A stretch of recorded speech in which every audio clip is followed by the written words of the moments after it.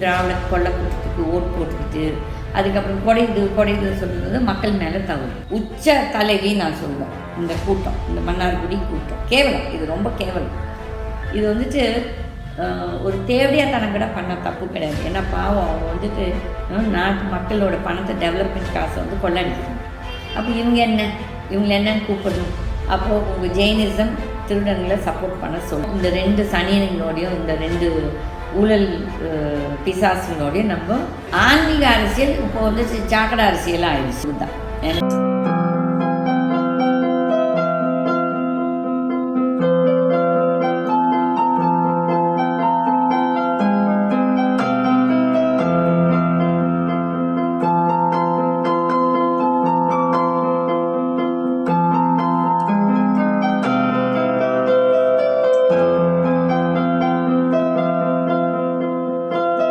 வணக்கம். சுதந்திரா பார்ட்டி. இன்றைக்கு நான் பேச விரும்பும் டாபிக் வந்து இந்த அரசியல்வாதிகளும் அவங்க சுய லாபத்துக்காக என்னென்ன பேசுவார்கள், எப்படி ஒரு பச்சை வண்டிகள். இது வந்து அரசியல் வர்றதுக்கே ரொம்ப அசிங்கமாக போகுது. நல்ல மக்களும் இருக்காங்க. அவங்க வந்து அரசியலுக்கு வரணும்னு நினச்சேன்னா இது ஒரு சாக்கடைன்னு நினச்சிட்டு நிறைய பேர் என்னையே கேட்பாங்க, ஏன் கீதா நீ இந்த சாக்கடையில் போய் இது செய்கிற. நம்ம எல்லாருமே இது சாக்கடைன்னு நினச்சேன்னா அதுக்கப்புறம் இந்த சாக்கடை ஒரு பெரிய சாக்கடையாகி நம்ம எல்லாத்தையும் சாப்பிட்டு விட்டுரும். மக்கள் யாரும் வந்துட்டு எதிர்த்து பேசுறதுக்கு நிறைய பாமர மக்களுக்கு தைரியம் இல்லை, தப்பை தட்டி கேட்குறதுக்கு. அது வந்து நான் வந்து அவங்களையும் தப்பு சொல்ல மாட்டேன். ஆனால் எங்கே அவங்கள நான் தப்பு சொல்லுவேன்னா, இந்த பணத்தை வாங்கிட்டு ஓட்டு போடுறாங்க பாருங்க மறுபடியும் இந்த ஊழல்வாதிகளுக்கு, அங்கே தான் மக்கள் தப்பு செய்கிறாங்க. ஏதோ ஒரு சில மக்கள் தட்டி கேட்குறாங்க, அவங்க நிறைய கஷ்டங்கள் அனுபவிக்கிறாங்க. ஒரு சிலர் பேர் பிளாக்மெயில் பண்ணுறதுக்காகவே தட்டி கேட்குறாங்க, அது தவறு. ஓகே, இப்படி இருக்கிற ஒரு சூழ்நிலையில் இந்த பொலிட்டிக்கல் கேமில், இந்த பொலிட்டிக்கல் வேர்ல்டு கேமில் ஒரு சிலர் வந்துட்டு பொலிட்டிக்கல் பிம்ஸ், பொலிட்டிக்கல் புரோக்கர்ஸ், இவங்க வந்துட்டு எப்படியோ ஒரு பெரிய மனுஷன் ஆகிட்டு இந்த சேனல்ஸும் இந்த மீடியாவும் போய் அவங்கள தான் பேட்டியும் காண்றாங்க. முதல்ல அந்த மீடியா செய்கிற தப்பு எங்கன்னா, இந்த மாதிரி அயோக்கியர்களில் போய் முதல் பேட்டி எடுக்கிறது. ஃபார் எக்ஸாம்பிள், இப்போது ஓடிட்டுருக்க சர்ச்சையை பற்றி நான் பேச விரும்புகிறேன். ஏன்னா இது வந்துட்டு நாளைக்கு இது ஒரு பெரிய இஷ்யூவாகவே நடக்கலாம், ஆகலாம், மக்களை பாதிக்கலாம், நாட்டை பாதிக்கலாம். ஃபார் எக்ஸாம்பிள், ஃபஸ்ட்டு வந்து ரஜினிகாந்த் வந்து 2017 அவராகவே வந்து நான் கட்சி ஆரம்பிக்கிறேன்னு சொல்லிட்டு அனௌன்ஸ் பண்ணார் on 31st December 2017. அப்போ அனௌன்ஸ் பண்ணிவிட்டு அதுக்கப்புறம் ஏதோ ஒரு காரணத்துக்காக ஆல்மோஸ்ட் 2.5 years குவைட்டாகவே இருந்தார். அதில் வந்து ஆல்மோஸ்ட் ஒரு 10 months வந்து இந்த கோவிட் ப்ராப்ளம்ஸ் இருந்துச்சு. இந்த ஒரு சூழ்நிலையில் அவரை நம்பி அவங்க ரசிகர்கள் நிறைய பேர் காசை செலவு பண்ணியிருக்கலாம். பட் வந்து அவங்க ஒரு சுய லாபத்துக்காக பண்ணாங்களா, இல்லாட்டி நாட்டுக்கு சேவை பண்ணுறாங்களா, நாட்டு பற்று வச்சுக்கிட்டு பண்ணுறாங்களா, அது வந்து ஒரு கொஷின் மார்க். ஏன்னா எனக்கு தெரிஞ்சு நான் இன்றைக்கி வந்து அடுத்தவங்க பேச்சு கேட்டுட்டு நான் பேச மாட்டேன். எனக்கு பர்சனலாக வந்துட்டு ஒரு 2-3 ரஜினிகாந்த் இந்த செயலாளர்கள் வாட் யூ கால் தம், அவங்க வந்து ஃபஸ்ட்டு வந்து நிறைய பேசும்போது வந்து இல்லை எங்கள் தலைவர் கட்சியை ஆரம்பிப்பான்னு சொல்லிட்டு ரொம்ப வீராப்பாக பேசிகிட்டு இருந்தேன். நான் இப்போவும் இன்றைக்கும் அதில் தான் நான் மெயின்டைன் பண்ணிகிட்ருக்கேன். 2017 எனக்கு பேட்டிக்கான நம்ம சேனல்ஸ் எல்லாத்துக்கிட்டே நான் சொன்னேன், ரஜினிகாந்த் வந்து will never start a party. அப்படி அவர் கட்சி ஆரம்பித்தா அவர் உயிருக்கு ஆபத்து இருக்குது. இது எவ்வளோ ஜோசியர்கள் சொன்னாங்களோ இல்லை எனக்கு தெரியாது. இன்றைக்கி ஒவ்வொரு ஜோசியர் ஒவ்வொரு கதை சொல்லிட்டுருக்கேன். நான் அந்த மாதிரி கிடையாது. நான் ஒன்று சொன்னேன், அது நிற்பேன் அதில். ஆமாம் சொன்னேன், இதுதான் என்னோட யூகம், இல்லாட்டி இதுதான் என்னோடய அபிப்பிராயம்னு சொல்லி. இப்படி இந்த சூழ்நிலையில் இருக்கும்போது இந்த 3 வருஷமும் ரஜினிகாந்தோட சம் க்ளோஸ் ஃப்ரெண்ட்ஸ், எனக்கும் ஃப்ரெண்ட்ஸு, அவங்க எல்லோரும் என்னை கேட்கும்போது நான் இதே ஸ்டாண்டு தான் இருக்கேன். ரஜினிகாந்த் கட்சியை கட்சியை ஆரம்பித்த அன்றைக்கி பார்க்கலாம், அன்றைக்கி நான் அரசியல் பேச மாட்டேன்னு சொல்லிட்டு.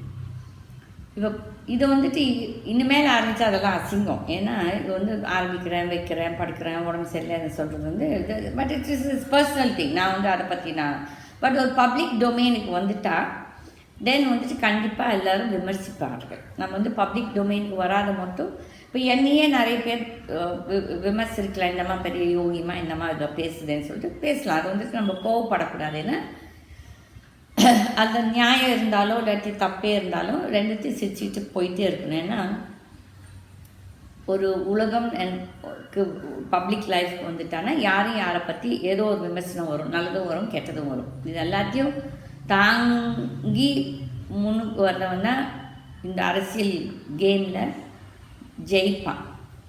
அப்போ இந்த ஒரு சூழ்நிலையில் இதே குருமூர்த்தின்னு சொல்கிற இந்த பிஜேபி அண்ட் ஆர்எஸ்எஸ் ஐடியலாக்னு சொல்கிறாங்க, ஐடியலாக். ஓகே, இவர் வந்துட்டு என்னமோ பெரிய இவர் தான் வந்து நாட்டின் அரசியலையே இவர் தான் கரைச்சி குடித்து இவரால் தான் இது நடந்தது அது நடந்ததுன்னு ஃபஸ்ட்டு இந்த சேனல்ஸ் போய் பேசிகிட்டு இருந்தாங்க பாருங்க.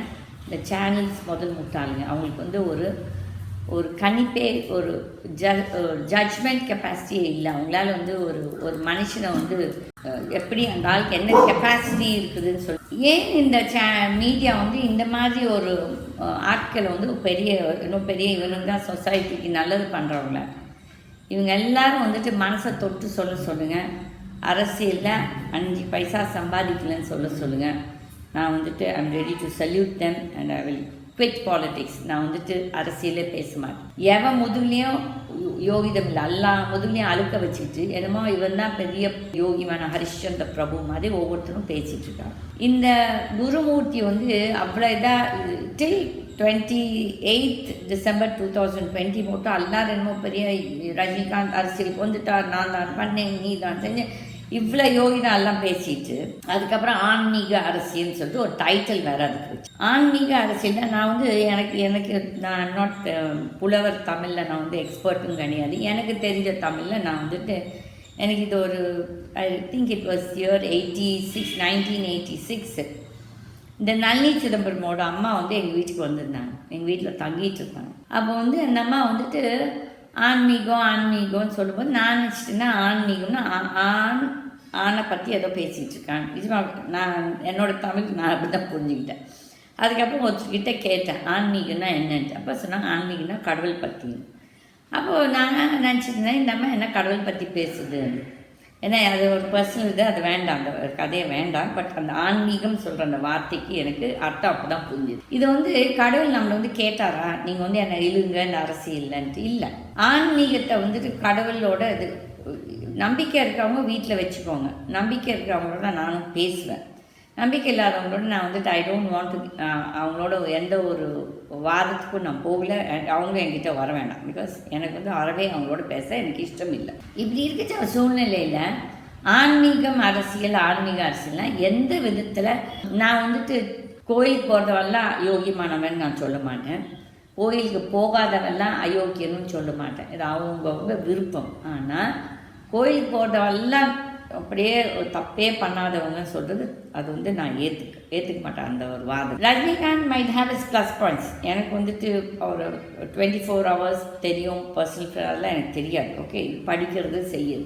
அவர் ஒரு காலத்தில் சிகரெட் அடித்தார், அவர் ஒரு காலத்தில் ட்ரக்ஸ் அடித்தார், அவர் ஒரு காலத்தில் ட்ரிங்க்ஸ் பண்ணார், பொம்பளை போக்கித்தனம் பண்ணார், எல்லாம் பண்ணார்.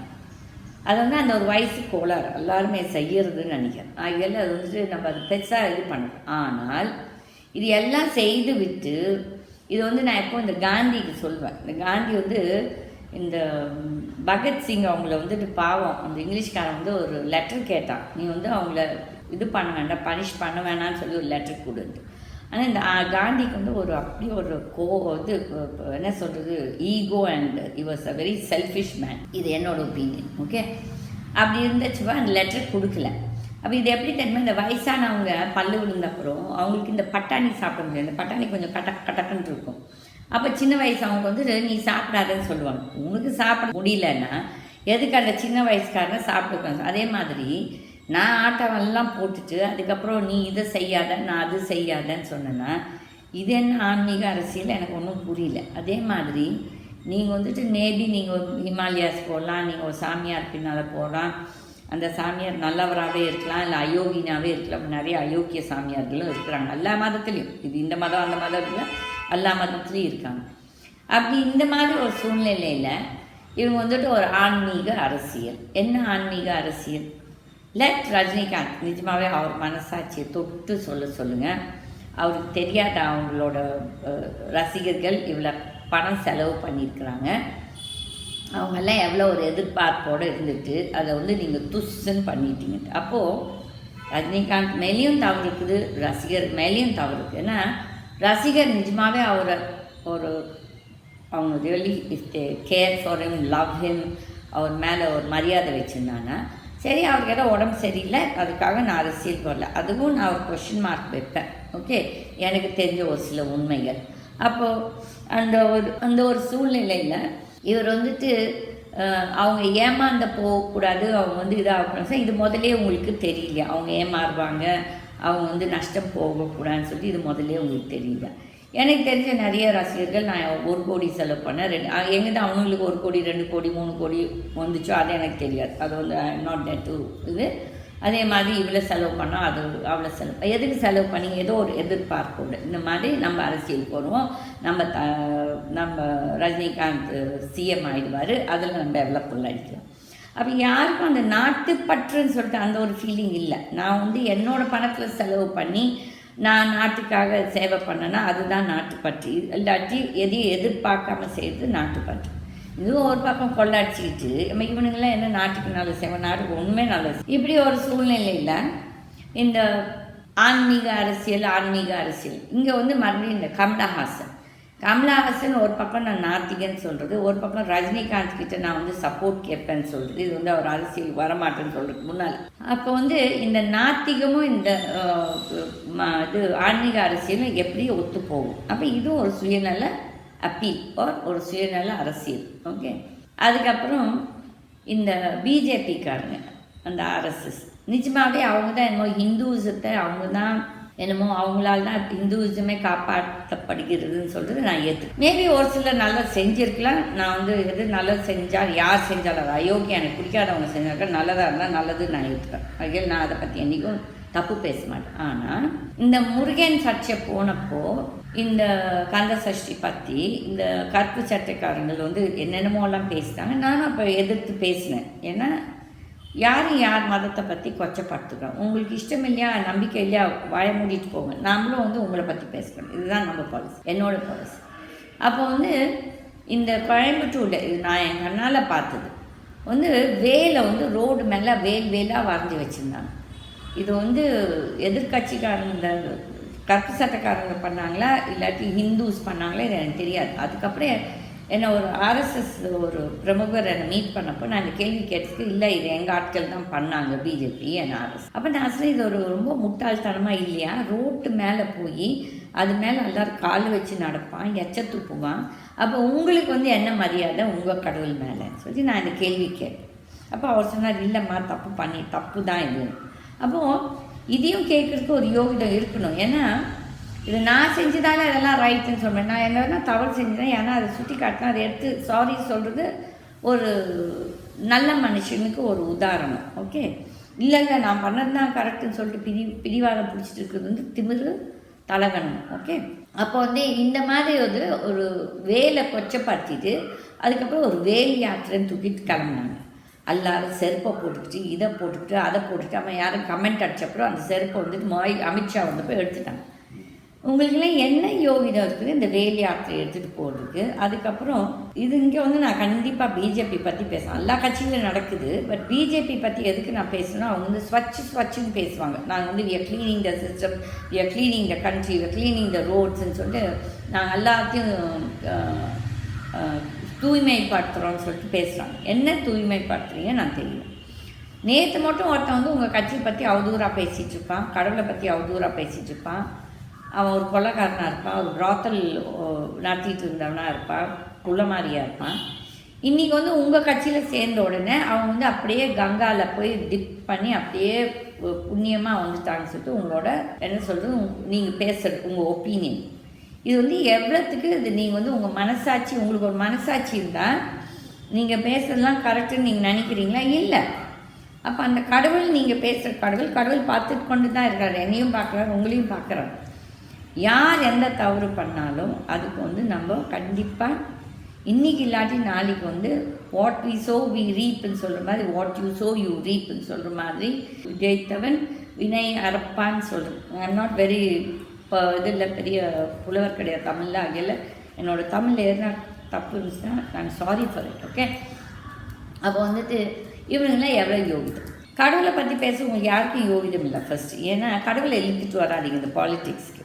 கடவுள் பாவம் அங்கே உட்காந்துட்டு பார்த்துட்ருக்காரு. ஒரே கடவுள் தான், அது according to me is nature. இது வந்து நம்ம பல பேர் கொடுத்துட்டு எல்லோரும் சண்டை போட்டுட்ருக்கோம், நம்ம வெறுப்பை உண்டாக்கிட்டுருக்கோம். நீ பெருசா, நான் பெருசா, என் கடவுள் பெருசு, உன் கடவுள் பெருசு, இதெல்லாம் தேவையில்லை, எனக்கு தேவையில்லை. ஓகே, அப்போது நீங்கள் அந்த வேலை கொச்சப்படுத்துறீங்க, அந்த முருகனை கொச்சப்படுத்துறீங்க. அதுக்கப்புறம் ஒரு தகுதி என்னது, இதெல்லாம் வந்துட்டு அரசியல். அது மக்களுக்கு என்ன பிரச்சனைன்னு சொல்லிட்டு யாரும் பேசுறது. மக்கள் வந்து அவதிப்பட்டுருக்கான், பொருளாதாரம் அப்படியே பாதாளத்தில் இருக்குது. நிறைய பேர் வேலைக்கு இல்லை, வேலை இல்லாமல் நிறைய பேர் உடம்பு சரியில்லாமல், ஹெல்த்து சரியில்லாமல், ஸ்கூல்ஸ் காலேஜஸ் மூடி இருக்குது. இதை பற்றியெல்லாம் பேசாமல் இவங்களுக்கு இப்போ இந்த எலெக்ஷன் ரொம்ப முக்கியமாக போச்சு. இது 2021 எலெக்ஷன் இப்போ மனுஷனுக்கு ரொம்ப முக்கியம், பொருளாதாரத்துக்கு ரொம்ப முக்கியம். இல்லாட்டி அப்படியே உலகமே அழிஞ்சு போயிடும் இந்த எலெக்ஷன் நடக்காது. அப்போ எப்படி ஒரு சுயநலம் இந்த அரசியல்வாதிகளுக்கு, தட் இஸ் அவங்களுக்கு எதெல்லாம் வேணுமோ அது கண்டிப்பாக நடக்கும். பட் மக்களை பற்றி யாரும் கவலைப்படல. இந்த ஒரு நாள் போட்டு இந்த 2500 ரூபாய் இந்த பொங்கலுக்கு போட்டோம், ஏதோ கட்சியில் போட்டு அவங்க சந்தோஷமாக இருந்துட்டு போட்டோம். நான் வந்து பட் அது எவ்வளோ எஃபெக்ட் பண்ண போகுதுன்னு நாளைக்குன்னு சொல்லி அதை யாரும் புரிஞ்சிக்கல. அந்த ஒரு நாள் கூத்துக்கு எல்லாம் ரொம்ப குஷியாக இருக்கிறது நல்லது, அதுவும் சந்தோஷமாக இருங்க தமிழ்நாட்டு மக்கள். ஏன்னா உங்களுக்கு தெரியல நீங்கள் வந்து எந்த பாதாளத்தில் நீங்கள்லாம் விழுகிறீங்க இறங்குறீங்கன்னு சொல்லி பெரிய பேராபத்துக்கள் இருக்குது. நீங்களே பார்க்கலாம். இப்போ வந்துட்டு பனி விழுந்த நேரத்தில் மழை விழுந்துட்டுருக்குது. எவ்வளோ விவசாயிகள் இது விவசாய பூமிகள் இந்த மழையால் பாதிக்கப்பட்டது, எவ்வளோ க்ராப்ஸு எல்லாம் டேமேஜ் ஆகிருக்கு இந்த மழையால், எவ்வளோ பாதிப்பு ஆகிருக்குதுன்னு சொல்லிட்டு நம்ம கண்ணால் நம்ம பார்க்குறோம். அப்போ ஏதோ ஒரு பேராபத்து நம்மளை காத்து கொண்டு இருக்குது. அதை வந்து நம்ம யாரும் அதை ரியலைஸ் பண்ணுறதில்ல. நம்ம வந்துட்டு இந்த ஒரு நாள் 2 நாள் 3 நாள் கூத்துக்கு நம்மலாம் ரொம்ப அப்படியே குஷியாக இருக்கிறோம். பல நாள் கூத்து வரப்போகுது. அன்றைக்கி தான் மக்கள் இன்னும் கூட மக்கள் வந்து ஒரு அவங்களுக்கு இது நடக்கிறது வந்து என்னன்னு சொல்லிட்டு அவங்களுக்கு புரியல. அவங்கெல்லாம் இன்னும் ஏதோ ஒரு போதையில் இருக்காங்க. நல்லது, இந்த போதை ரொம்ப நல்லது, மக்களுக்கும் நாட்டுக்கும் ரொம்ப நல்லது. ஓகே, இந்த மாதிரி ஒரு சூழ்நிலையில் ஒரு பக்கம் ஆன்மீக அரசியல், அதுக்கப்புறம் இதே எஸ் குருமூர்த்தி இந்த 2 நாளுக்கு முன்னால் 14ஆம் தேதி வந்து என்ன பேசியிருக்காரு, ஒரு நெருப்பு எரியும் போது கங்கை தண்ணி தான் வேணும்னு தேவையில்லை, ஒரு சாக்கடை தண்ணி வச்சுக்கிட்டா அதை அனர்த்தலான்னு சொல்லி பேசியிருக்கார். அது அவர் பேசினா அது கரெக்டு, மற்றவங்க அதை பேசினான்னா அது தப்பு. உங்களுக்கு வேண்டியதான் ஒரு அயோக்கியனை வச்சுட்டு நீங்கள் எதை ஒரு சிஎம் ஆக்குவீங்க, அது கரெக்டு. அதே ஒரு உத்தமர் நல்லா ஒரு இடம் எங்கேயோ இருப்பாங்க, நல்லா ஆம்பளையோ பொம்பளையோ, அவங்கள வந்துட்டு நீங்கள் வந்து உங்களுக்கு பிடிக்காட்டி அப்படியே ஒதுக்கி வைப்பீங்க. அப்போது ஒரு சசிகலாவை தான் இவர் வந்து கண்டிப்பாக சாக்கடைன்னு சொல்லியிருக்கிறார். அது அப்போ சாக்கடையை வந்துட்டு அப்போது உங்களுக்கு வேண்டியிருந்தானா நீங்கள் யாரையும் யூஸ் பண்ணிப்பீங்க அரசியலுக்கு. இதுதானே உங்களோட கொள்கை, உங்களோட ஆன்மீக அரசியல். அப்போ இது ஆன்மீக அரசியலாக சாக்கடை அரசியலாக? நான் முதலே சொன்னேன், தமிழ்நாட்டு அரசியல் வந்து ஒரு சாக்கடை அரசியல். அது மாதிரி இது கரெக்டாக பேசிட்டார் இந்த குருமூர்த்தி ஒரு பெரிய தத்துவ ஞானி, ஒரு மேதாவி. இவங்களோட பேக்ரவுண்டெல்லாம் அவங்கவுங்க மனசாட்சிக்கு அவங்க தெரிஞ்சுக்கிட்டோம். அவங்க எவ்வளோ ஒரு பொலிட்டிக்கல் புரோக்கர்ஸ்ன்னு சொல்லி இதெல்லாம் ஒரு அசிங்கம். வந்து சங்கராச்சாரியாரோட பக்தன்னு சொல்லிக்கிறீங்க, கடவுள் நம்பிக்கை இருக்கிறவங்க நீங்கள் சொல்கிறீங்க, ஹிந்துசத்தை பற்றி பேசுகிறீங்க, ஆனால் நீங்கள் பண்ணுறதெல்லாம் அயோக்கியத்தனம். இங்கே ஏன் நான் பேசுகிறேன்னா, இந்த ஸ்ரீரங்கத்தில் ஒருத்தர் வந்து ரங்கராஜன் நரசிம்மன் சொல்லிட்டு இந்த சிலை கோயில் பற்றி பேசிகிட்ருக்காரு. அவர் லோன்னு ஒரு பக்கத்தை கத்திட்டுருக்கிறார். ஓகே, அவர் பக்கம் இருக்க நியாயத்தை அவர் பேசுகிறார். ஓகே, இந்த உண்மை என்னன்னு சொல்லிட்டு நான் அந்த கடவுள்கிட்ட தான் நான் கேட்கணும். ஏன்னா இந்த கடவுள் வந்துட்டு நல்லவங்களையும் உண்மை பேசுகிறவங்களும் நீ வந்து துன்புறுத்திக்கிட்டே இருப்ப. ஆனால் இந்த மாதிரி அயோக்கியங்களுக்கு நீ வந்துட்டு இவங்க தான் சொசைட்டியில் பெரிய மனுஷங்க. இதே குருமூர்த்தி துக்ளக்கில் இதே ரங்கராஜன் நரசிம்மனை மாற்றியிருக்கார், அவதூறாக பேசியிருக்கிறார். ஓகே, இனிமேல் ஹெச் ராஜா டிப்ளமேட்டிக்காக உட்காந்துக்கிட்டார். ஓகே, இவங்கெல்லாம் நிஜமாகவே ஹிந்துசத்தை பற்றி கவலைப்பட்டவங்கன்னா, ஆன்மீகத்தை பற்றி கவலைப்பட்டாங்கன்னா, இந்த கோயில் திருட்டு, இந்த கோயில் சிலைகள் திருட்டு, இந்த லேண்ட்ஸ், இந்த கோயிலில் நடக்க அராஜகம், தவறுகள், இதையெல்லாம் தட்டி கேட்குறாண்டிங்கன்னா இவங்களுக்கெல்லாம் இந்த ஹிந்துசத்தை பற்றி பேசுகிற யோகிதம் இருக்குது. என்ன ஹிந்துசம்? நானும் ஒரு ஹிந்து தான். ஓகே, நம்ம ஹிந்துவில் தப்பு நடந்தால் தப்பு தான் என்றைக்கும், அது கரெக்ட் ஆகிடாது. ஓகே, அப்போது நீங்களாம் இந்த சிலத்தத்தை பற்றி நீங்களாம் என்ன எதிர்த்து கேட்டிருக்கிறீங்க? கோயில்களில் இந்த கும்பாபிஷேகம்னு சொல்லி அது ஒரு பெரிய ஊழல் நடந்து கொண்டிருக்கிறது. இந்த சூழ்நிலையிலலாம் இந்த அயோக்கிய திருட்டு பசங்களுக்கு என்ன ஹிந்துவிசம், ஆன்மீகம், அதுக்கப்புறம் நீங்கள்லாம் சாக்கட்டையில் இருக்கிற பன்னிகள், இந்த பன்னி தான் சாக்கடைக்குள்ளார போய் உளுந்து ஆடும். உங்களுக்கும் அந்த பன்னிக்கும் வித்தியாசமே கிடையாது.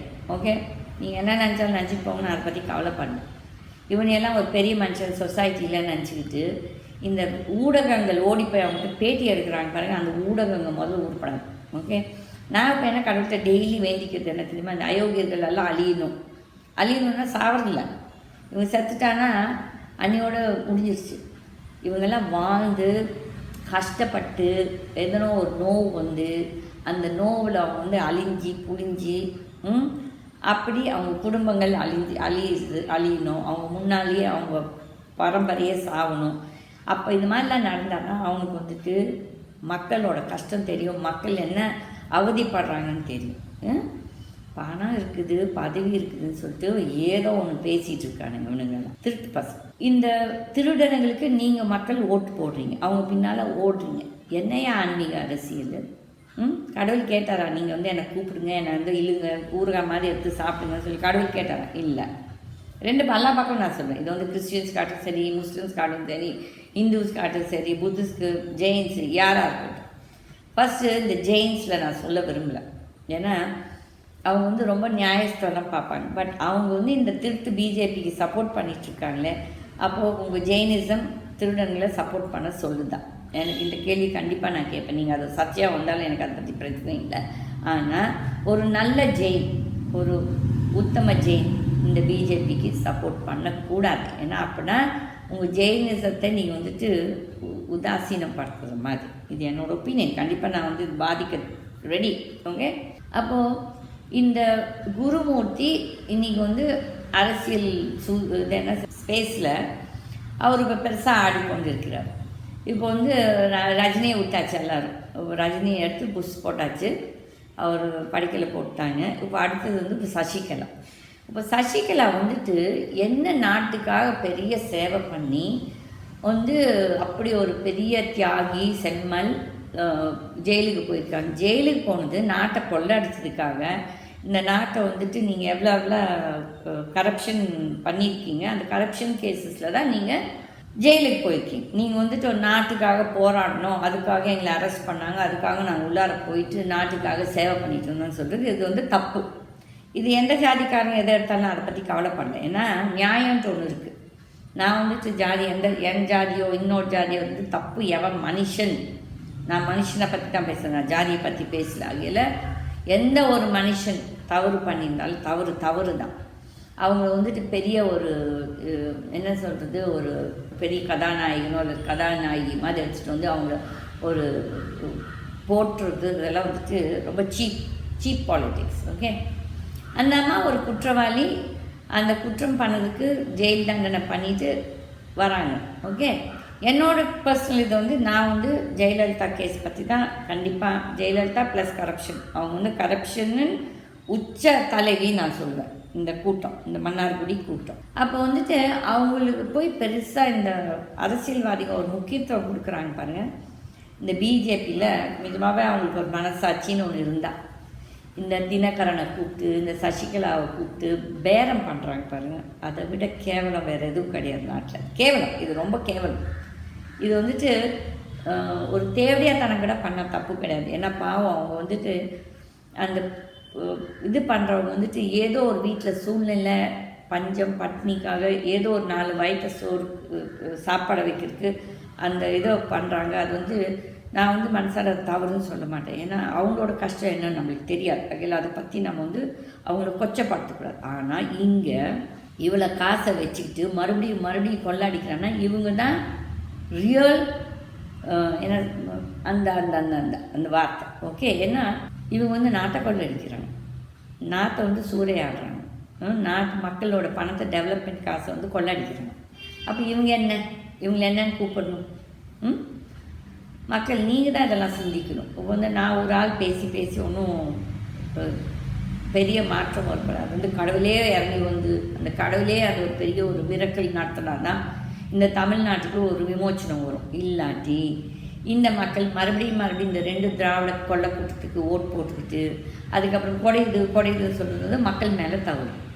மக்கள் நீங்களும் சிந்திச்சு ஏன் உணர்ச்சி வசப்படுறீங்க? எதுக்கு இந்த சினிமாக்காரங்களை பார்த்து வர்றீங்க? சினிமா தேட்டரில் பார்க்குறீங்க படம், ஓகே, அதோடு இருந்தீங்க. இப்போது நான் வெள்ளையாக இருக்கேன்னா, கருப்பாக இருக்கேன்னா, வந்து நடையாக இருக்கேன்னா, குட்டையாக இருக்கேன்னா, இது என்ன ஒரு பெரிய இது வந்து பார்க்குறதுக்கு ஒன்றும் கிடையாது. நம்ம வந்து வெள்ளையாக இருக்கிறதால நாங்கள்லாம் பெரிய பர்ஃபெக்ட் கிடையாது, கருப்பாக இருக்கிறதெல்லாம் வந்துட்டு கெட்டவனும் கிடையாது. இது வந்து கடவுள் கொடுத்த ஒரு இது. ஒருத்தர் வெள்ளையாக பிறக்கிறாங்க, ஒருத்தர் கருப்பாக பிறக்கிறாங்க, இதெல்லாம் வந்துட்டு இட்ஸ் பார்ட் ஆஃப் லைஃப். இந்த வாழ்க்கையில் இது ஒரு சாதாரண இது. அப்போ வந்து இது அவங்க அழகாக இருக்கிறாங்களா, அழகாக இல்லையா, அழகாக இருந்துட்டு நல்ல மனசே இருக்காமல் இருக்கலாம், அழகாக இல்லாமல் நல்ல மனசோடே இருக்கலாம், ரெண்டும் இருக்கலாம். இது வந்துட்டு இண்டிவிஜுவல் கேரக்டர்ஸ். மக்கள் நீங்கள் வந்து சிந்திச்சு ஓட் போடுங்க. இந்த வந்துட்டு எப்பவும் சொல்லாதீங்க எங்களுக்கு வந்து 3rd ஆல்டர்னேட்டிவ் இல்லைன்னு சொல்லாதீங்க. இப்போ வந்துட்டு இந்த திராவிட கட்சிகள் 53 வருஷமாக இந்த 2 கட்சிகளுக்கும் நீங்கள் ஏதோ ஒரு விதத்தில் ஓட் போட்டுகிட்டே இருந்திருக்கீங்க. டிஎம்கேலேருந்து உடஞ்சி வந்து தான் ஏடிஎம்கே. ஸோ அதில் அவங்க 2 பேரும் ஒரே இது தான், அமைப்பு தான். இல்லை வேணால் பேர் வேணால் தனியாக இருக்கலாம், எல்லாம் அதே என்ன குட்டையில் ஊறின மட்டைகள் சொல்லுவாங்க. நாங்கள் கட்சியில் இருக்கும்போது நல்லா சொல்லுவாங்க, ஒரே குட்டையில் ஊறின மட்டைகள் அதெல்லாம் ஒரே குட்டையில் ஊறின மட்டைகள் இந்த 2 திராவிட கட்சிகள். இவங்களோட சவாரி பண்ணுற அதுக்கு மேலே அயோக்கியனுங்க. இவங்கெல்லாம் வந்துட்டு ஒரு ஊழலை எதிர்த்து இவங்கெல்லாம் எவ்வளோ ஊழலே பண்ணாத அரசியல்வாதிகள் இவங்கெல்லாம் தலைவர்னு கூப்பிடுக்கே தவறு. இவங்களெல்லாம் கொள்ளையர்கள் என்று கூப்பிடணும், இல்லை அரக்கர்கள் என்று கூப்பிடணும். இந்த ஆன்மீக அரசியல் இப்போ வந்து சாக்கடை அரசியலாக ஆயிடுச்சு. ரொம்ப கஷ்டம். கடவுளே நிஜமாகவே நீ என்ன பண்ணிகிட்டு இருக்கிறியோ, மேலே உட்காந்துக்கிட்டு எங்களையெல்லாம் பார்த்துட்டு சிரிச்சிட்டு இருக்கிறியா இல்லாட்டி ஆடிட்டு இருக்கிறியா கோவத்தில் எனக்கு ஒன்றும் புரியல. ஆனால் எனக்கு ஏதோ தெரியுது, ஒரு பேராபத்து வரப்போகுதுன்னு எனக்கு நல்லாவே கண்ணுக்கு தெரியுது. வரட்டும், அதில் யார் அழியணும்னு விதி இருக்குதோ அதை அங்கேயே தீர்வாங்க. நம்ம வந்துட்டு அது யாரோட தலையெழுத்தையும் மாற்ற முடியாது. ஏன்னா இந்த மக்கள் என்னைக்கு மாறுறாங்களோ அன்னைக்கு தான் இந்த தமிழ்நாட்டோட தலையெழுத்து மாறும். அது மட்டும் இந்த 2 சனியன்களோடையும் இந்த 2 ஊழல் பிசாசுகளோடையும் நம்ம இந்த நாடு அழிஞ்சிட்டே போகுது.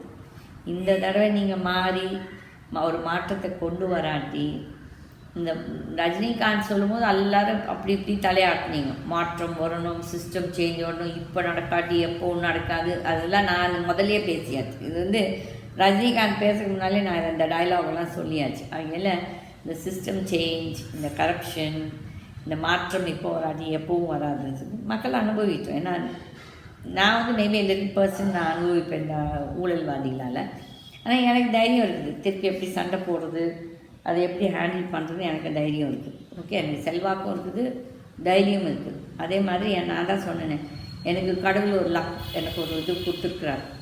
யார் எனக்கு வந்து அயோக்கியத்தனம் பண்ணுறாங்களோ அதை வந்து கடவுளாகவே அழைச்சிருப்பாங்க. நான் ஒன்றும் வேண்டிக்கணும்னே தேவையில்லாது. ஓகே, நான் வேண்டிக்கிறதெல்லாம் வந்துட்டு நாட்டை எவெல்லாம் கொண்டாடிக்கணும் அழிஞ்சே போகணும், அவங்க குடும்பங்கள் அழியணும், கண்டிப்பாக நான் வேண்டிட்டு இருப்பேன். கடவுள் ஒரு விதத்தில் ஆன்சரும் பண்ணுறாங்க, ஒரு விதத்தில் ஏதோ ஒரு விதத்தில் அவங்களுக்கு பெரிய ஒரு ரோப் கொடுத்துட்டு உட்கார வச்சுருக்கிறாரு இந்த ஊழல்வாதிகளை. ஆகில இந்த ஒரு சாக்கடை அரசியலும் வேண்டாம், ஆன்மீக அரசியலும் வேண்டாம். நான் கடவுளை கூப்பிட்டாதுங்க இந்த அரசியல். ஏன்னா பாவம் அவர் எங்கேயோ உட்காந்துட்ருக்காரு. அவங்கெல்லாம் நம்ம வந்துட்டு அவங்கள கூப்பிட்டு எதுன்னு சொல்லிட்டு ஆன்மீக அரசியல்னு ஒரு பார்ப்போம். அதுக்கு வந்துட்டு எவனுக்கு ஒரு ரைட்டும் கிடையாது ஆன்மீக அரசியலை பற்றி பேசுகிறேன். ஏன்னா சில திருடினவன், கொள்ளடித்தவன், நான் கோயில் கொள்ளடித்தவெல்லாம் ஆன்மீக அரசியல் பேசவே கூடாது. ஏன்னா அவன் வந்து உடந்த இந்த திட்டு பசங்களோட. இதில் வந்து எவ்வளோ பிஜேபிக்காரங்க, எவ்வளோ ஆர்எஸ்எஸ்காரங்க இந்த கோயில் திருட்டில் இருக்கிறாங்க, எவ்வளோ டிஎம்கேக்காரங்க இருக்கிறாங்க, எவ்வளோ ஏஐடிஎம்கே, காங்கிரஸ், இந்த இதர கட்சிகள் எவ்வளோ பேர் இந்த கோயில் திருட்டில் இருக்கான்னு சொல்லிட்டு அவங்கவுங்க மனசாட்சிக்கே தெரியும். ஆகையால் நீங்கள் வந்து ஆன்மீக அரசியலும் பேசாதீங்க. அரசியல் ஒரு சாக்கடை தான். அந்த சாக்கடையை எப்படி க்ளீன் பண்ணுறது தான் நம்ம பார்க்கணும், தவிர்த்துட்டு சாக்கடைன்னு சொல்லிட்டு சாக்கடையை அப்படியே வச்சுருந்தோன்னா நாடு உருப்படவே உருப்படாது. இது நான் எப்போதும் சொல்கிற மாதிரி மக்கள் நீங்கள் உணர்ச்சி வசப்படாமல் யோசித்து யார் ஓட் போடணும், ஒரு மாற்றம் கொண்டு வரணும்னு சொல்லிட்டு யோசித்து உங்கள் வாழ்க்கையை நல்லா இருக்கணும்னா அந்த மாற்றத்தை கொண்டு வாங்க. நன்றி, வணக்கம். ஸ்வதந்திரா பார்ட்டி, ஜெய்ஹிந்த். நான் எப்பவும் கூப்பிடுற மாதிரி நம்ம நாட்டு விவசாயிகள், நம்ம நாட்டு மாணவர்கள், நல்ல மனிதர்கள், நல்ல சிட்டிசன்ஸ் நல்லா இருக்கணும், அவங்க குடும்பங்கள் நல்லா இருக்கணும். கடவுள்கிட்ட என்றைக்கும் நான் பிரார்த்திக்கிறேன். நன்றி, வணக்கம்.